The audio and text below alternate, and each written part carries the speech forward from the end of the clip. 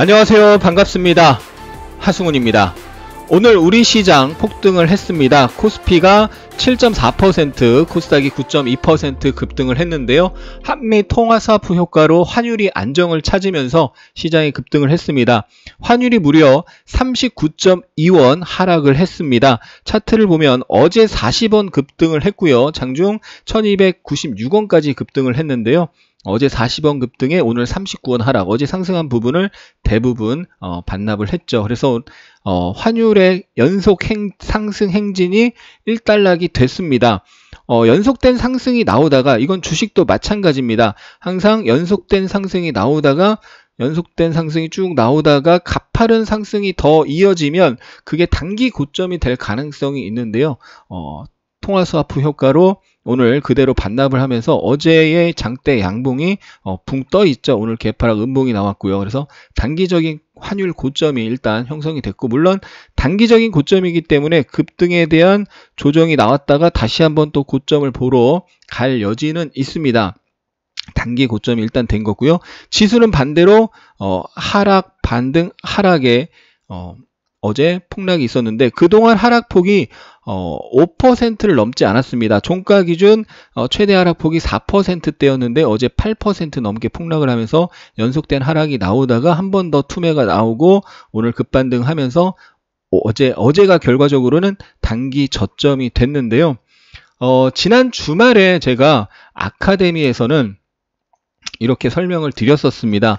월봉의 122평이 그동안 지지가 됐었다. 2008년도 글로벌 금융위기 때 어땠었나요? 월봉의 122평 회색선입니다. 여기를 일시적으로 깼다가 급반등이 나왔고요. 그 당시에. 그리고 다시 한번 2009년 3월 달에 월봉의 122평을 찍고 급등이 시작이 됐었는데요. 그 이후로 상승 추세가 강하게 나오고 1060 월 2평에서 급반등이 또 나왔죠. 그리고 122평에서 이번에 급반등이 나왔었는데 122평에서 반등이 나왔는데 어떻게 됐나요? 결국 쌍봉이 됐습니다. 급락이 나오고 쌍봉이 되면서 급락, 반등, 급락으로 가는 그런 파동이 된 거죠. 월봉의 큰 파동상으로는 급락, 반등, 급락, 하락 3파가 형성이 됐고, 그 하락 3파가 코로나19 같은 또는 2008년도 글로벌 금융위기나 아니면 뭐 1997년 외환위기나 이런 그런 쇼크가 있을 때는 항상 좀 투매가 쇼크가 더 이어지는 그런 흐름이 나오는데, 그럴 경우에 지난 2008년도에는 122평을 깼다가 올라갔고, 이번에는 파동상 슈팅이 아래쪽으로 슈팅이 나오면 월봉의 22평을 깼다가, 근데 그 깼을 때가 단기 저점이 될 가능성이 높다. 하락, 반등, 하락 3파 파동을 완성시키고 그때가 단기 저점이 될 가능성이 높다라고 했는데, 어떻게 딱 어저께까지 수요일 날까지는 월봉의 242평을 깨지 않았죠. 근데 어제 8%대 급락이 나오면서 242평을 깼고 오늘 7.4% 급반등이 나오면서 종가가 월봉의 242평 부근에서 형성이 됐고요. 일단 일봉상 단기 저점이 형성이 됐는데요. 제가 단기 계속 그럽니다. 지난번 급락이 나왔을 때도 단기라고 말씀을 드렸었고요. 그때 하락폭의 38.2%에서 50% 사이가 대략 반등의 고점이 될 가능성이 높다라고 했었는데, 하락폭의 40%까지 반등을 하고 다시 빠졌습니다. 반등 저점에서 4거래일 반등이 나왔었고요. 50% 라인이 여기인데 50%까지 가지 못했고 38.2% 라인을 살짝 넘는 약 하락폭의 40% 반등이 나왔었고요. 이번에도 역시나 그런 생각을 하고 있어야 됩니다. 오늘 급반등하면서 단기 저점이 어제로 좀 만약에 정해졌다, 저는 그렇게 됐다라고 보고 일단은 그렇게 보고 있는데요. 그러면 역시나 하락폭의 38.2에서 50%, 물론 여기서 뭐 엄청난 이슈가 어제 뭐 통화스와프 효과가 오늘 나타난 것처럼 또 정책이, 글로벌 정책이 나오면서 이슈가 불면은 뭐 61.8%까지 반등을 할 수도 있지만, 평균적인 수준에 봤을 때는 지금 아직 외바닥이죠. 제가 지난번에 하락할 때도 그랬었고, 그리고 중간에 하락할 때도 계속 말씀드렸지만, 위에서 헤드앤숄더 3중 고점을 형성하고 매물을 잔뜩 쌓고 내려오는 상황, 지금 코로나19 사태를 감안했을 때 파동과 추세, 코로나 사태를 감안했을 때 외바닥 추세 전환은 가능성이 극히 낮다. 결국 이중 바닥이나 삼중 바닥이나 다중 바닥을 만들어야 되는데요. 외바닥 반등은 다시 한번 저점 테스트를 하러 내려올 가능성이 높다라는 걸 꼭 기억을 하시고요. 다음 주 반등이 나온다면 나올 가능성이 높다고 보고 있는데, 나온다면 어디? 일단 지난번에 40% 반등을 했고요. 하락폭에 대한 40% 반등. 이번에도 역시나 38.2%에서 50% 정도 반등을 염두에 두고 21선이 이렇게 우하향에서 꺾여져 내려오고 있고 11선이 이렇게 우하향에 꺾여져 내려오고 있는데, 그런 자리에서 장중에 일단 저항을 받고 결과적으로 하락폭에 한 50%, 짧으면 40% 이런 자리에서 또 반등의 고점이 형성될 가능성이 있다. 하락, 반등, 하락, 반등했다가 다시 한번 저점을 확인하러 내려올 가능성이 있는 거죠. 우리가 초유의 급락의 사태라고 한다면 1997년 IMF 외환위기 있었고요. 2008년도 글로벌 금융위기 있었고, 그 다음 2011년 8월 달에 한 달도 안 돼서 500포인트 빠지는 유로존 재정위기, 미국의 신용등급 강등이라는 초유의 사태가 있었는데요. 그때를 참조할 필요가 있겠죠. 이번에 단기 고점에서 단기 저점까지 10일 거래일이 됐습니다. 그리고 나서 급등이 오늘 나왔는데요. 예를 들면 2008년도 글로벌 금융위기 때 기억나시죠? 그때 예를 들면 10일 거래일, 이번과 비슷한 같은 일수죠. 10일 거래일 급락이 나오고 장중 저점에서 급반등이 나왔고요. 저점 대비 5% 이상 급반등이 나오면서 단기 저점이 형성이 됐고, 그리고 3일간 반등하면서 3일간 약 15% 이상의 반등이 나왔다가 다시 또 하락을 했고요. 그 하락에서는 거의 한 10거래일 반등이 나왔었고, 그리고 나서 다시 한번 저점을 확인하고 그리고 올라갔습니다. 물론 이때 1년 이상 대세 하락이었고, 결국에는 2009년 3월 달에 다시 한번 빠져서 다중바닥을 만들고, 그 다음에 2011년 상반기까지 대세 상승이 이어졌었습니다. 중요한 건 뭐다? 급락이 나오면 항상 어떤 급락이든지 급락이 나오면 급락에 대한 반등이 한 번씩 이렇게 나옵니다. 세게 나오죠. 2011년 8월에도 엄청난 폭락이 있었는데요. 그때도 역시 500포인트 단기 급락이 나오고요. 급락에 대한 반등이 이렇게 10% 이상, 한 13% 이상 반등이 나왔는데, 그때는 단기 저점이 마이너스 9.88이었어요. 이 당시에 막 선물 하한가가, 그 당시에는 코스피 선물 하한가가 10%였는데 상한가 10%, 하한가 10%, 거의 하한가를 갔다가 저점 대비 또한 7% 막 이렇게 급반등이 장중에 나왔었는데요. 그리고 나서 결국 반등 파동이 이렇게 며칠 나오다가 어떻게 됐나요? 위에서 잔뜩 매물을 쌓고 내려왔기 때문에 위에서 이렇게 다중 고점을 만들었죠. 단기적으로 봐도 여기서 쌍봉을 만들었고요. 그리고 결국 밑에서도 외바닥 반등은 어떻게 된다? 다시 한번 저점을 테스트한다. 대부분 그렇습니다. 그리고 결국은 한 번 더 빠져서 저점을 한번 깼다가 사람을 굉장히 힘들게 흔들어 놓고 그 다음에 다시 상승을 하고 결국에는 다시 상승이 나왔습니다.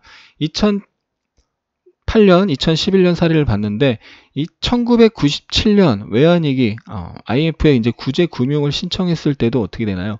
항상 급락이 나오면 그 당시에는 어떻게 보면 지금보다 더 상황이 안 좋았죠. 우리나라의 엄청난 회사들, 대기업이라고 할 수 있는 회사들도 부도가 나고 결국 달러가 없어서 IMF에 구제금융 신청을 하고 그랬었는데, 이렇게 급락이 나오면은 반등이 나오죠. 급락이 나오면 반등이 나오고, 또 급락이 나오고 반등 파동, 저점에서 3일차 반등이 나오고 급락이 나오고 저점에서 4일에서 5일 반등이 이렇게 나오는 것을 볼 수가 있습니다.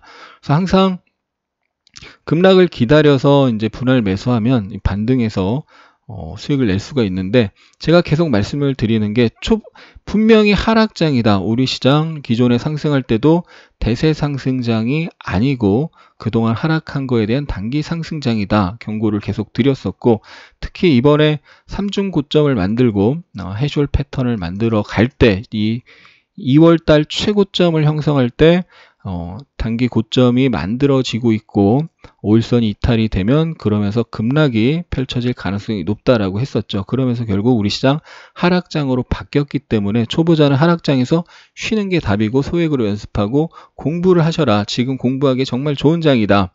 라고 설명을 계속 드렸었고요.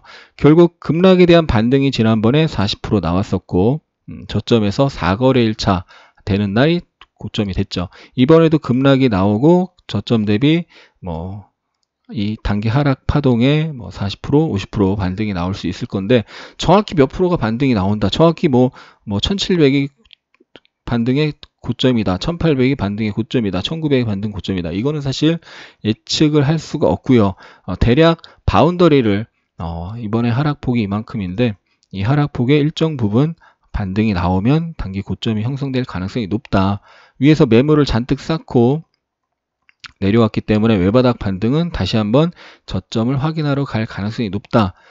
저점을 만들기 위해서라도, 바닥을 만들기 위해서라도 다시 한번 내려갈 가능성이 높다라는 걸 기억하시고, 이 반등의 후반부, 반등의 일정 비율에서는 분할로 청산을 하고 다시 한번 하락이 나왔을 때를 기다려서 또 매수 타이밍을 노리는 것이 좋고요. 초보자분들은 항상 하락장에서는 매수하는 게 아니고 이렇게 급락이 나오고 최소한 이중바닥을 확인하면서 그 이후에 접근을 하는 게 안전합니다. 2008년도도 그렇고 2011년 8월달 단기간에 500포인트 빠졌을 때도 그렇고 이렇게 이중바닥을 확인하면서 접근하면 크게 이렇게 또 이중바닥이죠. 이중바닥을 확인하면서 다중바닥을 확인하면서 접근하면 좀 더 안전하게 매수를 하실 수가 있고 최소한 이 하락이 진행되는 중후반부에서 분할 매수를 한다던가 아니면 단타에 소질이 있고 단타 공부를 많이 하신 분은 단타 하면서 수익을 낼 수가 있겠죠. 워낙 급락이 심했기 때문에 중간중간 계속 급반등이 나오면서 종목들도 급락했다 급반등이 나오면서 단타 수익을 계속 줬는데요. 3월달 같은 경우 시초가 트레이딩 클럽, 저희 시초가 트레이딩 클럽에서 매매한 건데요. 물론 매매 안 한 날도 있습니다. 시장이 좀 애매하고 종목이 매수 대상 종목이 급등 출발해서 저항 부근에서 출발한다 이러면 매수를 하지 않았습니다. 그렇기 때문에 운이 좋게도 시초가 트레이딩 클럽의 거의 전 종목에서 기본 5% 이상의 수익이 났고요. 매매 안 한 날도 보시면 꽤 많은데 그런 경우 이제 시장이 급락할 가능성이 높은 날이거나 미국 시장 상승해서 시초가 상승 출발했는데 빠지는 날, 그런 날이 많고 또 매수 후보 대상이 과하게 시초가 상승 출발해서 저항에 근접해서 출발한다. 그러면 매수를 포기하고 그렇기 때문에 매수를 선별적으로 했기 때문에 이렇게 대부분 거의 다 모든 종목이 단타 종목입니다. 당일 매수해서 바로 당일 청산하는 만약에 빠질 경우에는 바로 그날 마이너스 손절하는 그런 종목인데 손절이 없이 다 이렇게 수익이 난 걸 볼 수가 있는데 그러니까 단타 스킬이 된다면 시장이 급락하다가 이렇게 장중에 급반등이 나오고 다시 빠질지언정 종목들도 급락했다가 급반등이 한 번씩 나오기 때문에 단타를 하시면 되는데 초보자분들은 단타 스킬이 없기 때문에 공부를 먼저 하시고 소액 연습을 반드시 하셔야 된다는 거고 좀 긴 관점 스윙이나 중기 매수로 보는 분들은 하락하고 있을 때는 아주 소액으로 1%씩 분할 매수를 하거나 아니면 아까 말씀드린 대로 이중바닥, 다중바닥을 확인하고 바닥 패턴을 확인하고 접근하는 것이 좋다 이렇게 보시면 되겠습니다. 삼성전자 일봉 차트 한번 보겠습니다. 삼성전자도 위에서 이렇게 이중 고점을 크게 만들고 내려왔죠. 재밌는 것은 삼성전자가 61선, 녹색선 61선에서 급반등이 나왔고 그 다음 121선에서 반등이 나왔죠. 61선이 결국 저항이 됐고 이 하락폭에 정확히 50% 반등을 한 시점이 저항이 됐습니다. 그때 제가 빠졌을 때는 매수 기회고 단기 매수 기회라고 그랬죠. 근데 위에서 쌍봉을 만들고 내려와서 외바닥 반등은 다시 빠질 가능성이 높다. 하락폭의 절반 반등은 단기 고점이 될 가능성이 높다. 이렇게 알려드렸었고 다시 빠졌는데 121선에서 반등이 나왔다가 121선에서 반등이 실패하고 깨지니까 241선까지 다이렉트로 내려가고 241선에서 또 반등 시도 나오다가 깨지니까 481선에서 또 그대로 반등이 나온 것을 볼 수가 있습니다. 그리고 이제 또 여기서도 반등이 나왔는데요. 지난 화요일 날도 반등을 했는데 검정색 선, 정확히 검정색 선이 저항이 되면서 고점이 됐죠. 그리고 나서 481선 깨지니까 또 급락이 나왔고 어제 1001선을 일시적으로 깼는데 오늘 급반등이 나오면서 단기 저점을 만든 모습이고요. 그래서 하락의 반등의 하락 파동이 크게 나왔고 이 하락에 대한 반등이 일정 부분 나오면 또 외바닥 반등에서는 단기적으로 저항을 받고 다시 또 위에서 이렇게 이중 고점을 만들고 내려왔죠. 밑에서도 바닥을 만들어야 됩니다. 그래서 다시 한번 빠질 가능성이 높기 때문에 다음 주 반등을 이용해서 내 매수 평단이 얼마이든 그게 중요하지 않습니다. 위에서 매수하신 분, 제가 분명히 하락폭의 절반 반등쯤 나왔을 때는 분할 청산해야 된다라고 설명을 드렸는데, 내가 매수가가 위에 있다고 해서 청산을 안 하면 어떻게 돼요? 이만큼 더 빠지는 거죠. 그러니까 내 배수가가 얼마이든 그것과 상관없이 하락폭의 일정 부분 반등이 나왔을 때 외바닥 반등에서는 추세 하락으로 지금 내려왔죠. 모든 장기 평선을 다 깨고 내려왔습니다. 그런 상태에서 외바닥 반등에서는 38.2%, 50%. 지난번에 정확히 50% 반등 나왔거든요. 이번에도 뭐 50% 반등 좀 잘 봐야 되겠죠. 최대 61.8% 뭐 이런 자리 꼭 기억을 해 두시고, 반등해서 분할로 청산을 하고 다시 한번 내려와서 바닥 패턴을 만들어 갈 때, 다시 한번 내려왔을 때 또 재매수를 노리는 전략이 좋겠고, 이번에 삼성전자 급락할 때 뭐 마이너스 통장을 개설해서 삼성전자를 산다 이런 뉴스가 막 쏟아졌는데, 그러면서 삼성전자가 오히려 더 많이 빠졌습니다. 개인들이 많이 매수하니까 외국인들이 한국 주식 전체 비중을 줄여야 되는데 삼성전자 비중이 원체 크고 유동성이 풍부하고 개인들이 계속 사주니까 맘 놓고 패대기를 친 거죠. 그래서 좀 하방으로 슈팅이, 오버슈팅이 나왔습니다. 이 하락이 굉장히 가파르게 오버슈팅, 하방으로 오버슈팅이 나왔고, 반대로 그만큼 하락에 대한 일정 비율 반등이 나오면 저점 대비 반등 폭이 굉장히 크겠죠. 만약에 50% 반등이 나오면 저점 기준으로 18% 상승이 됩니다. 저점 기준으로 거의 저점 대비로는 20% 가까운 상승이 되는 건데요. 4만원에서 5만원이면 20%죠. 그런 상승이 되는 건데, 그럼 분할로 매수하는 사람은 어쨌든 수익을 내고 나올 수가 있다라는 거고, 위에서 왕창 사고 돈을 다 쓴 사람은 수익을 내고 나올 수가 없는데, 그렇더라고 하더라도, 손실이라고 하더라도 일정 부분 반등 시 일정 부분, 최소한 절반은 청산을 하고 밑에서 그 만들어진 현금을 가지고 밑에서 재매수하는 전략이 확률상 우위에 있다. 제가 여기서 뭐 절반 정도 반등이 나왔을 때 청산을 하라고 했는데 더 올라갈 수도 있습니다. 그럼 하승훈이가 청산하라고 했는데 청산했더니 그냥 재매수 기회 안 주고 올라가네, 이렇게 저를 원망하셔도 안 됩니다. 주식은 아무도 모르는 거고, 예측을 왜 하는 거냐, 대응을 잘하기 위해서 예측을 하는 겁니다. 일정 부분 반등이 나왔을 때 줄이고, 분할로 줄이고, 저는 다시 눌렸을 때 재매수를 노리겠다. 이건 저의 전략이니까 참고하시기 바랍니다. 삼성 SDI는 더 많이 빠졌습니다. 국제유가가 폭락을 하면서, 국제유가가 폭락을 한다는 건 뭐예요? 전기차의 메리트가, 상대적인 메리트가 떨어진다는 거죠. 국제유가가 폭락을 하고 또 유럽 공장 뭐 가동 중지되고 뭐 이런 얘기 나오면서 또 글로벌 자동차 뭐 난리 났죠. 지금 뭐 가동 중단 뭐 이런 이야기 나오면서, 그러면서 하락폭이 좀 더 심했고요. 결국 삼성 SDI는 3년, 4년 길게 놓고 보면, 2, 3년 이상 길게 놓고 보면 결국 전기차 배터리의 최대 수혜주 중 하나로 장기 상승세가 가능한 종목인데, 이번에 완전히 엄청난 급락으로 꺾였고, 국제유가가 뭐 말도 안 되게 급락이 나왔죠. 어젯밤에 23%인가 24%인가 그 국제유가 급등이 있었고, 사상 역대 최대폭 급등이 나왔는데, 그만큼 그동안 워낙 많이 빠져서 그렇게 오르긴 했는데요. 그러면서 오늘 삼성 SDI도 18% 반등이 나왔는데, 역시나 삼성 SDI도 내 매수가가 얼마든 이 하락에 대한 외바닥 반등에서는 일정 부분 반등이 나왔을 때 분할로 청산을 하고 다시 한번 밑에서 재매수를 노리는 전략이 단기적으로는 우호적이다. 확률상 유리하다. 뭐 한 3년 놓고 난 장기 투자하겠다. 뭐 그렇게 하실 수도 있는데, 저는 그것보다는 반등에서 비중을 줄이고, 저는 이제 반등에서 삼성 SDI를 전량 매도하고 다시 재매수하는 걸 추천을 드리지만, 장기 투자자라면 일정 비율을 반등해서 줄이고 다시 눌릴 때 분할로 또 사들어 가는 전략이 바람직하지 않을까. 이번에 삼성 SDI가 위에서 단기 쌍봉을 만들었고, 이번에 하락이 나왔을 때 외바닥 반등은 다시 빠진다라고 말씀을 드렸죠. 근데 하락폭이 생각보다 굉장히 컸고, 뭐 글로벌 시장이 전체가 다 급락이 나왔고, 미국 시장도 뭐 역대급 폭락이 지금 막 나왔고, 자연스러운, 그러니까 시장을 감안했을 때는 어쩔 수 없는 폭락인데, 폭락이 나온 이후에 오늘 18% 반등, 조금은 아쉽지만 다음 주 반등이 더 이어진다면 그만큼 급락한 만큼 또 반등이 나오는 거니까요. 반등 시 대응을 해주는 게 좋겠습니다. 한진칼도 역시나 121선을 어제 장중에 이탈하는 모습이 나왔는데 종가상 121선 부근에서 마감하면서 오늘 상한가가 나왔습니다.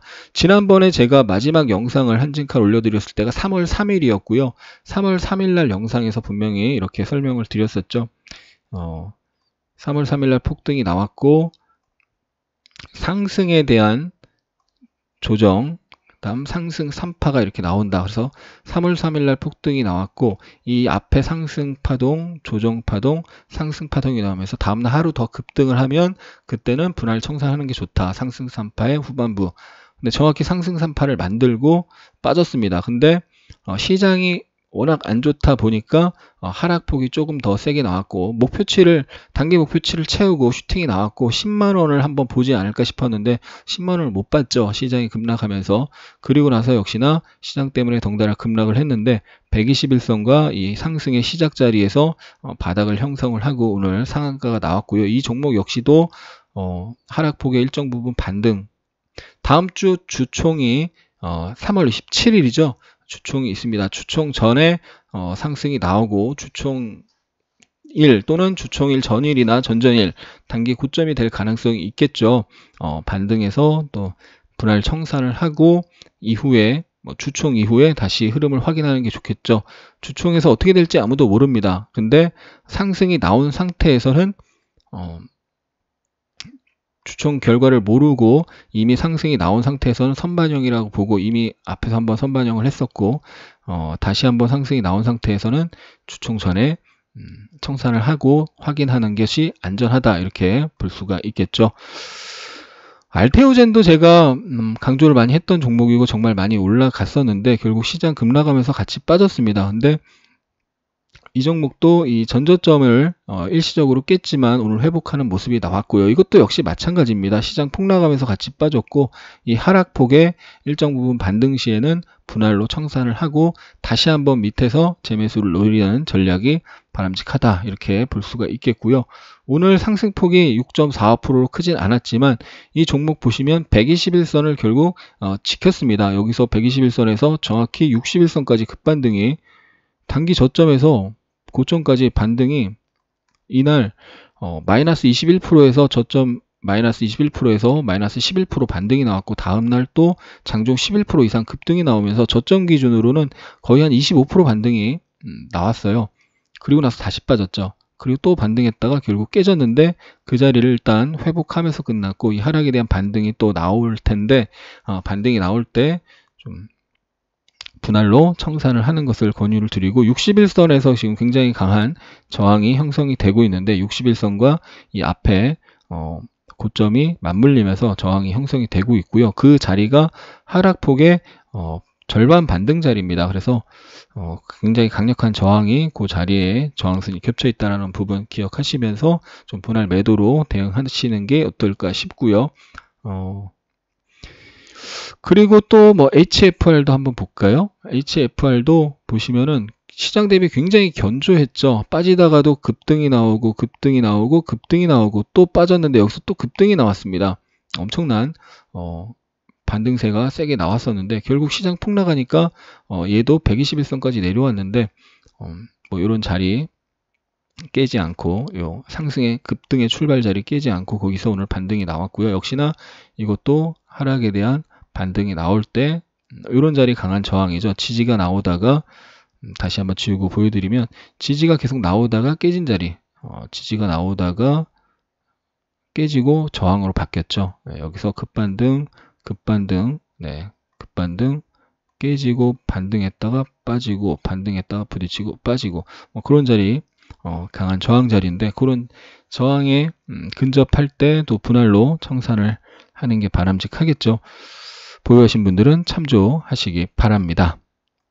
제가 늘 말씀을 드리지만 시장의 방향이 어디냐 추세를 먼저 확인을 해야 되고요. 하락장에서는 하락이 이제 여기서 3중 고점이 만들어지고 저점이 깨지고 또 저점이 깨지면서 하락장이 시작이 됐습니다. 그래서 하락장의 외바닥 반등에서는 반드시 분할 청산을 해줘야 되고 그리고 나서 다시 빠지면서 하락장이 있을 때 초보자는 하락장에서 주식을 쉬세요. 주식을 쉬고 공부를 하셔라. 좋은 기회가 된다. 그리고 결국 지나고 나면 급락 이후에는 항상 급등이 나온다. 그래서 하락장에서 공부를 많이 해둔 사람은 이후에 급등장에서 큰 수익을 낼 수 있죠. 단기 500포인트 이상 단기 급락이 나오고 다시 이렇게 급등이 나옵니다. 급락이 나오면 다시 이렇게 급등이 나오기 마련입니다. 이번 급락의 바닥을 함부로 예단하지 않아야 될 것 같습니다. 일단 단기 저점일 가능성이 높은 상황인데 단기라고 계속 강조드리는데 외바닥 반등은 다시 한번 확인을 바닥을 만드는 과정을 거쳐야 되고 확인을 해야 되는 거 기억을 하시고요. 이번 하락장에서 천하제일 주식만 하는 사람이라면 천하제일 초고수도 전문 단타꾼 데이트레이딩 스캘핑 하는 전문 단타를 하는 사람 말고요. 스윙 이상의 주식 투자자, 모든 스윙 이상 하는 스윙이나 중기나 장기 투자를 하는 거의 모든 주식 투자는 손실을 볼 수밖에 없죠. 그러니까 전문 단타만 하는 전문 단타 선수들을 제외하면요. 근데 이번에 손실을 보셨어도 희망을 가지셔야 됩니다. 왜? 시장에 급락이 나오면 그만큼 뭐가 나온다? 나중에 그만큼 상승이 반드시 나오게 돼 있습니다. 우리 시장, 우리나라가 망하지 않는 이상요. 우리나라가 망할 가능성은 저는 없다라고 보고 결국 나중에는 이번 급락이 저점이 아직 진 바닥이 만들어지지 않은 상태이기 때문에 진 바닥이 어디서 될지는 함부로 예단하지 마시되 이번 진 바닥이 만들어진 이후에는 이번 폭락으로 매물이 소화가 되고 악성 매물이 소화가 되고 나중에 결국 큰 상승이 나옵니다. 그때 이번에 손실을 보셨더라도 그 손실을 보신 것 이상으로 큰 수익을 내실 수가 있습니다. 그리고 그 전에 공부를 해 놓으신 분들은 이번 하락장에서 오히려 지수 선물 매도 같은 걸로 오히려 수익을 내기가 좋은 장이었죠.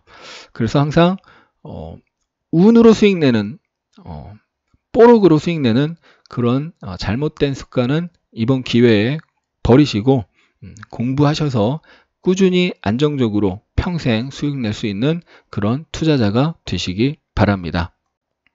무료 카톡방이 있습니다. 영상을 보시면요. 영상을 클릭하시면 영상 아래 설명란에 무료 카톡방이 있으니까요. 여기 클릭하셔서 영상 보시고 또 무료 카톡방에 오시면 많은 분들이 서로 공부하면서 정보도 공유하고 또 서로 격려도 해주고 굉장히 좋은 분위기로 수천 명의 분들이 계시는데요. 그동안 1번 방, 2번 방, 3번 방이 있었는데 꽉 차 있던 상태에서 4번 방을 새로 오픈을 했습니다. 들어오시면 지금 4번 방에 입장하실 수가 있고요. 비밀번호는 0117입니다. 네, 무료 카톡방 여기 클릭하시면 되고 영상 아래 설명란에 무료 카톡방 링크 클릭하시면 되고요. 참여 코드 비번은 0117 기억하시면 되겠습니다. 영상이 도움이 되셨다면 구독, 좋아요, 알림 설정 눌러주시고요. 댓글 남겨주시면 영상 제작에 참조하겠습니다. 항상 추격 매수 조심하시고 주도주 눌림목 매수로 안정적인 수익 내시기 바랍니다. 끝까지 시청해주신 분들 진심으로 감사합니다. 사랑합니다. 축복합니다.